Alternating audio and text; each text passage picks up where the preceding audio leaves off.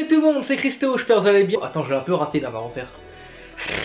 Ah, c'est mieux, voilà. Donc aujourd'hui, on se retrouve pour une nouvelle vidéo. Donc on va reprendre un concept que j'ai pas fait depuis un moment. Il s'agit de 5 découvertes et redécouvertes. Donc là pour l'instant, c'est un mélange, il y a de la redécouverte et il y a de la découverte. Donc je vais vous parler de tous ces jeux et je vais vous dire un petit avis bref. Pour ensuite, plus tard, faire peut-être des critiques sur ces jeux ou également des gameplays. On verra bien cela. Donc j'espère que cette vidéo va vous plaire. C'est parti et bon visionnage à tous.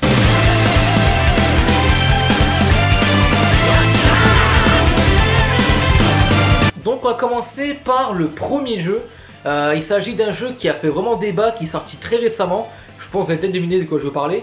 Mais on va revenir un peu, on va essayer de parler un peu de ce fameux jeu qui a vraiment divisé les fans quand il est sorti.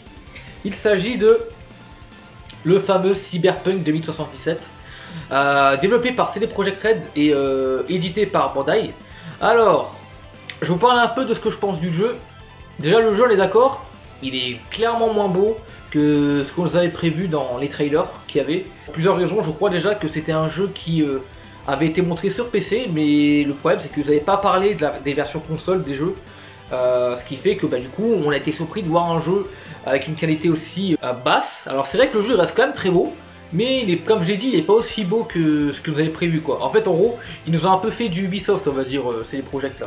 En gros, ils nous utilisent un jeu qui est magnifique pour ensuite nous sortir un jeu qui est un peu moins beau que ce qu'on attendait. Malgré ça, le jeu a quand même quelques bugs aussi, des bugs qui ont été un peu corrigés avec les patchs qui sont sortis très récemment, mais le jeu reste quand même un petit peu buggé à des moments. Ça m'est arrivé je crois 5 fois ou 4 ou 5 fois que le jeu freeze assez souvent, donc c'est un peu dommage, hein. Pourtant le jeu, je joue sur Xbox One S, donc normalement ça devrait marcher parce que je sais que le jeu il bug beaucoup sur les premières consoles, donc sur la PS4 FAT et la Xbox One FAT, mais moi qui ai Xbox One S et qui joue sur Xbox One S, je me retrouve quand même avec des jeux avec ce jeu qui freeze.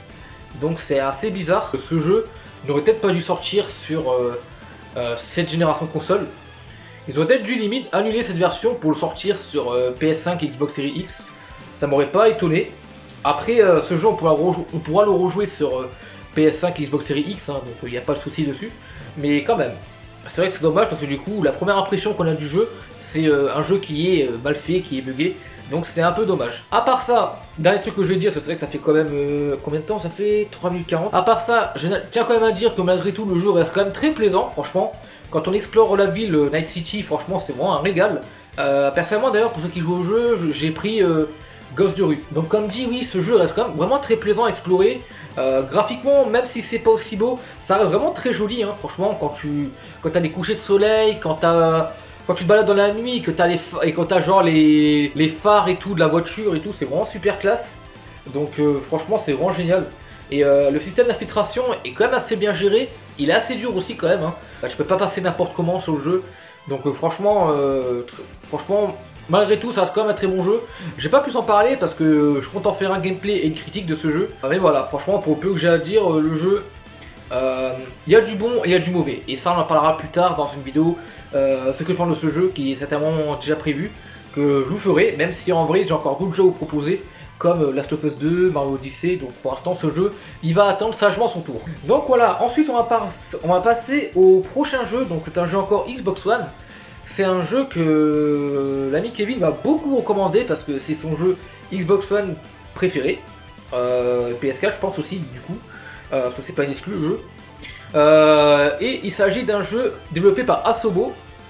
Il s'agit de A Plague Tale Innocence. Donc voilà, donc ce fameux jeu sorti en début 2019 je crois, d'après mes souvenirs. Corrigez-moi si je me trompe au cas où. Donc c'est ce fameux jeu avec tous ces rats qu'il y a sur le jeu, où en gros vous vous baladez, vous avez plein de rats à éviter, vous devez utiliser la lumière pour vous frayer un chemin. Et franchement j'ai vraiment adoré, j'aime beaucoup l'histoire déjà qui est vraiment super belle. C'est vraiment un peu médiéval, etc. Ça d'ailleurs fait un petit peu rappeler un mélange de Witcher et de Last of Us un peu je trouve le jeu. Parce que c'est un univers qui ressemble un peu à The Witcher. Et le gameplay je trouve qu'il ressemble beaucoup à Last of Us en fait. Certes il n'y a pas de zombies, mais on va dire que les rats remplacent un peu les zombies. Et quand je dis que ça ressemble un peu à Last of Us, c'est que le jeu se concentre beaucoup plus sur les personnages que sur l'histoire d'Era, et ça je trouve ça vraiment cool.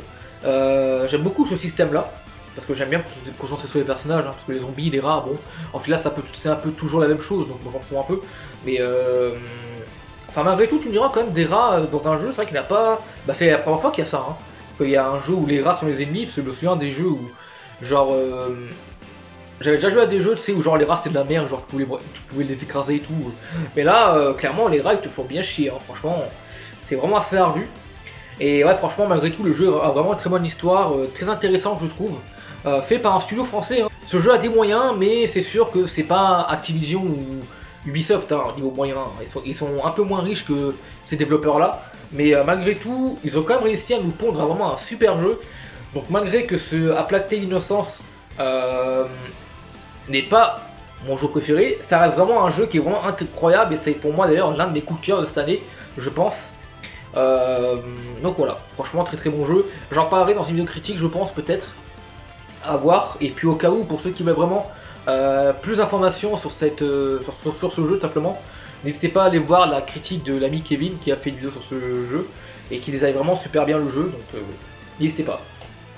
Ok, bon, on a fait 2 jeux de One, maintenant on va passer un peu à la PS4 hein, pour nourrir un peu tout le monde. Avec, je pense, le jeu PS4 que j'ai le plus squatté. Donc c'est un jeu que j'ai depuis longtemps sur PS4, ça a été d'ailleurs l'un de mes premiers jeux. Et c'est seulement maintenant que je me mets à fond. Il s'agit de Spider-Man PS4. Donc voilà, un jeu que j'ai vraiment torché, que j'ai adoré, qui est vraiment super, hein. Franchement, je suis vraiment étonné de ce jeu. Moi, Spider-Man, c'est un héros que j'aime bien, mais je suis plus Batman, personnellement. Mais c'est vrai, franchement, ce jeu m'a quand même mis une grosse claque graphique, franchement. C'est vrai qu'au début j'avais du mal à me lancer, hein, parce que je trouvais qu'il y avait beaucoup de cinématiques, mais c'est vrai que quand tu prends ton pied, que tu rentres dans le jeu réellement, et que tu te concentres sur l'histoire, franchement le jeu est vraiment intéressant, j'ai vraiment adoré à explorer New York, hein. C'est vraiment génial, il y a plein de choses à faire, entre les missions, les quêtes secondaires, tous les objets à récupérer, les tenues à débloquer. D'ailleurs pour l'instant il ne me reste plus qu'une à obtenir, hein, c'est la tenue... Pour ceux qui ont fait le jeu, c'est la tenue où tu dois avoir le jeu à 100%, enfin avoir fait tout le jeu à 100% pour l'obtenir. Il manque celle-là, donc je ne l'ai pas encore. Pourquoi pas tester le Miles Morales quand je l'aurai, même si personnellement Miles Morales je prendrai plus sur PS5 quand je l'aurai. Mais pour l'instant, j'ai pu me faire ce Spider-Man PS4 et franchement j'ai pu vraiment adorer. Très bonne histoire, hein, franchement ça m'a permis de me relancer dans l'univers Spider-Man. Moi en tout cas ce jeu j'ai vraiment adoré, donc je pense que je me remettrai à fond sur cet univers que j'ai un petit peu abandonné ces derniers temps. On passe encore à un autre jeu, une autre exclusivité de Sony. C'est vrai que c'est 2 exclus que j'ai joué. Il s'agit de la collection Nathan Drake de Uncharted. Alors actuellement j'ai fini les 3 Uncharted, donc le 1, le 2, le 3. Et franchement je dois dire que j'ai vraiment aimé ces jeux. Après c'est vrai que, je vais être honnête, je les ai pas fait d'affilée les Uncharted, hein. D'abord j'ai fait le 1, ensuite j'ai fait une pause, ensuite j'ai fait le 2, ensuite j'ai fait une pause, et ensuite j'ai fait le 3 et après j'ai fait une pause. Ce qui est assez étonnant, hein, parce qu'il y a des compilations où je peux m'enchaîner les jeux, hein, comme par exemple la compilation Halo, ou la compilation Assassin's Creed par exemple, jeux de collection. Mais Uncharted, je sais pas, j'ai eu besoin de pause pour me refaire les autres opus. Donc ce que je peux dire c'est que c'est vraiment de très bons jeux, personnellement. Le 1 c'est vrai qu'il est assez répétitif, mais par contre le 2 et le 3 pour moi sont vraiment plus libres, on va dire, c'est un peu moins répétitif. Et malgré tout l'histoire est vraiment intéressante à suivre avec Nathan Drake, sa copine, là je sais plus comment ça s'appelle d'ailleurs, je suis désolé mais j'ai oublié le nom de sa copine. Donc il faudra que je me fasse le Uncharted 4 également et le Lost Legacy pour pouvoir me faire toute la licence. Donc ce que je peux dire c'est que c'est vraiment de très bons jeux et puis bah franchement hâte d'Uncharted 5, hein. Pas mal, franchement j'ai bien aimé. Développé par Naughty Dog, hein, donc ceux qui ont fait Last of Us. C'est peut-être pour ça que j'ai aimé ce jeu d'ailleurs, hein, parce que Last of Us c'est une licence que j'aime également beaucoup. Mais Uncharted, pareil, franchement j'ai aimé cette licence. Personnellement j'ai quand même préférence pour Tomb Raider, dans le cœur, hein, forcément Tomb Raider. Mais Uncharted, vraiment un régal aussi, hein, à jouer.